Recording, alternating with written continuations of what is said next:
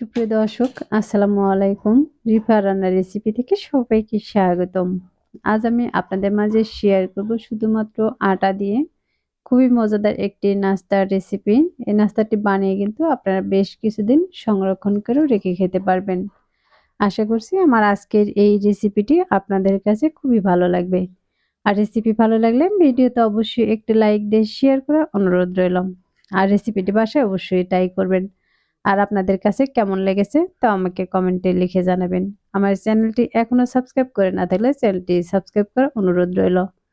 তাহলে আর কথা না বাড়িয়ে চলুন রেসিপিটি দেখে নেই। আজকের এই রেসিপিটি বানানোর জন্য আমি একটি মিক্সিং বোলে দিয়ে দিচ্ছি প্রথমে 2 কাপ পরিমাণে আটা। আমরা রেগুলার যে রুটি বানাই সে আটাটাই আমি এখানে নিয়েছি। আপনারা চাইলে আটার পরিবর্তে ময়দাটা দিয়েও বানিয়ে নিতে পারেন। এখন দিয়ে দিচ্ছি 1/2 চা চামচ কালো জিরা। কালো জিরাটাকে আমি হাতের তালুতে দিয়ে একটু ডলে নিচ্ছি। কালো জিরার গায়ে কিন্তু অনেকটা ময়লা থাকে। এভাবে ডলা দিলে কিন্তু ময়লাগুলো উঠে যাবে। আর দিয়ে দিচ্ছি 1 চা চামচ লবণ। এবার এই শুকনো উপকরণগুলোকে আমি চামচ দিয়ে ভালোভাবে মিশিয়ে নিচ্ছি।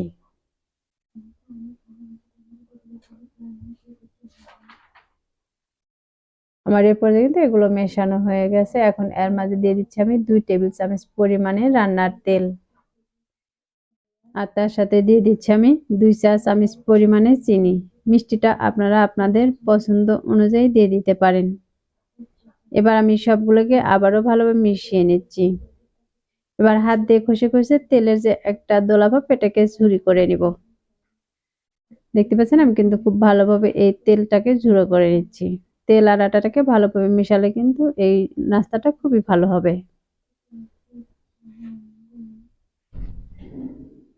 আমি তেলের সাথে আটাটা কিন্তু ভালোভাবে মিশিয়ে নিয়েছি। এখন এর মাঝে দিয়ে দিচ্ছি আমি পরিমাণ মতো পানি। আমি এখানে 1 কাপ পানি নিয়েছি, পুরোটা দিয়ে নিই। 1/2 কাপ পানি প্রথমে দিয়ে দিচ্ছি। প্রথমে 1/2 কাপ পানি দিয়ে আমি মাখিয়ে নিচ্ছি।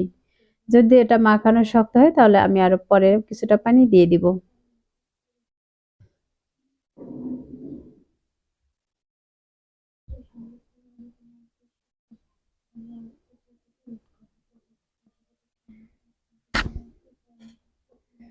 এই আটাটা আমি মাখিয়ে নিয়েছি আর মাখানোর পর দেখতে পাচ্ছেন এটা কিন্তু অনেকটাই শক্ত রয়েছে, যে কারণে এখানে আমি আরো কিছুটা পরিমাণে পানি দিয়ে মাখিয়ে নিচ্ছি। মাখিয়ে একটা সফট ডো তৈরি করে নিচ্ছি। এই ডোটা কিন্তু খুব শক্ত হবে না, আবার খুব বেশি নরমও হবে না।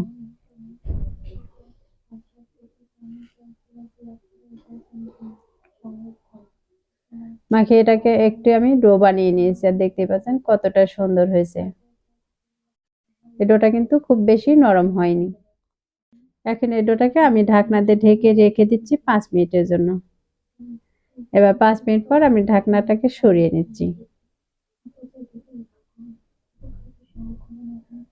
5 মিনিট রেস্টে রাখলেই কিন্তু এই ডোটা আরো অনেকটাই সফট হয়ে যাবে। আমার ডোটা দেখে কিন্তু বুঝতে পারতেছেন আগের চেয়ে এ পর্যায়ে কিন্তু ডোটা আরো অনেকটাই সফট হয়েছে।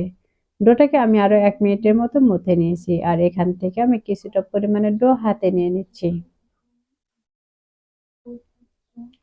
এবার হাত দিয়ে চেপে চেপে এটাকে একটু সমান করে নিচ্ছি। এরপর এটাকে আমি বোর্ডে নিয়ে নিচ্ছি। বোর্ডে নিয়ে এটাকে হাত দিয়ে ডলে ডলে আমি কিন্তু লম্বা বানিয়ে নিব।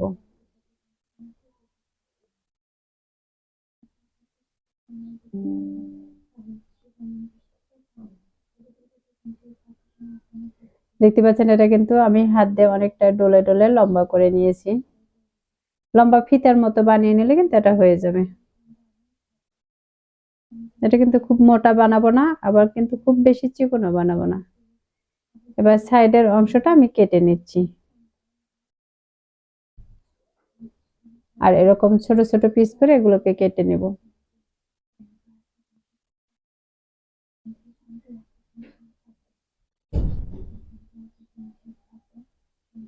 দেখতে পাচ্ছেন আমার কিন্তু এগুলো কেটে নেওয়া হয়ে গেছে। আর এই একইভাবে কিন্তু সবগুলোকে আমি এভাবে বানিয়ে নিব।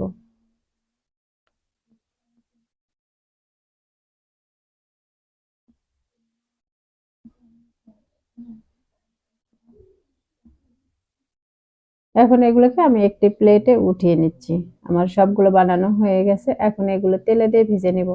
তার জন্য চুলায় একটি কড়াই বসে তার মাঝে তেল দিয়ে তেলটাকে গরম করে নিয়েছি। এখন এই গরম তেলের মাঝে আমি এক এক করে দিয়ে দিচ্ছি।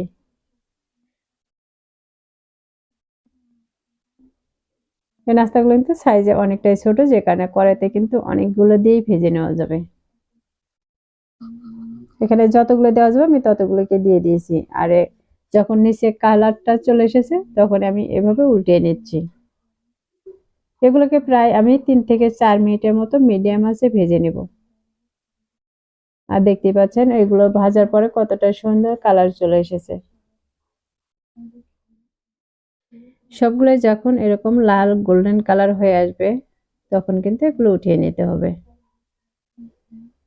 আমার এগুলো কিন্তু ভাজা হয়ে গেছে। এখন একটি ছাঁকনি দিয়ে এগুলো থেকে তেল ঝরিয়ে উঠিয়ে নিচ্ছি।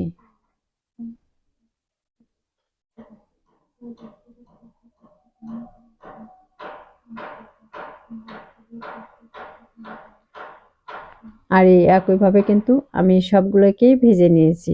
এগুলো ভাজার পর দেখতেই পাচ্ছেন কতটা সুন্দর হয়েছে। এভাবে নাস্তাগুলো বানিয়ে কিন্তু আপনারা বেশ কিছুদিন সংরক্ষণ করে রেখে খেতে পারবেন। আর এগুলো কিন্তু খুবই শক্ত আর মুসমুসে। আশা করছি প্রতিদিনের মতো আমার আজকের এই রেসিপিটিও আপনাদের কাছে খুবই ভালো লেগেছে আর সহজ লেগেছে।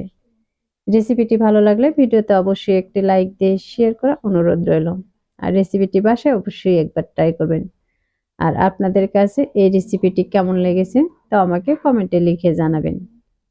আমার চ্যানেলটি এখনো সাবস্ক্রাইব করে না থাকলে চ্যানেলটি সাবস্ক্রাইব করার অনুরোধ রইল। আর যারা চ্যানেলটি সাবস্ক্রাইব করেছেন তাদেরকে অসংখ্য ধন্যবাদ। কথা হবে আবারও এরকম নতুন নতুন রেসিপি নিয়ে। এ পর্যন্ত সবাই ভালো থাকবেন, সুস্থ থাকবেন আর আমার নিয়মিত রেসিপির সাথেই থাকবেন। তাহলে আজ এ পর্যন্তই। আল্লাহ হাফেজ।